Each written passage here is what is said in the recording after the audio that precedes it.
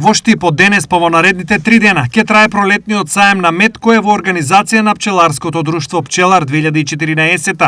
Манифестацијата претендира на традиција, а освен продажен, овој саем има и едукативен карактер. По овој саем на мед ќе биде во традиционално, веќе ќе почнеме секоја пролет да го одржуваме. На овој саем ќе ги едуцираме сите што се конзументи, односно потрошувачи, дека како да го препознават оригиналниот мед, зашто да се користи медот и пчелните производи, кои бенефити ќе ги има од медот и од пчелните производи. Сето тоа ќе биде тука, ќе го образложиме. Од Пчелар ги повикуваат сите граѓани да дојдат и да поблиску се запознаат со медот и, како што велат, храната на сите времиња, други и пчелни производи.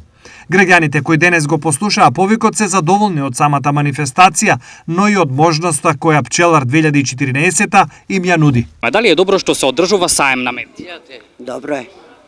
Добро е, супер.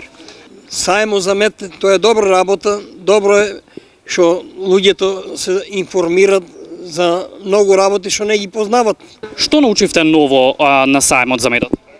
Па на саемот на медот дека медот тешко се произведува, дека пчелните, како да кажам, семејства треба да се одгледуваат, чуват.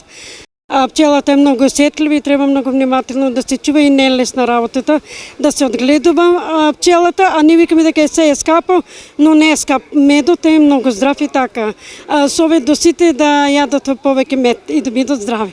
Да, научив, значи има од ливадски мед, дека што го чува, дека ги гледат, одгледуваат пчелите и други работи, планински мед.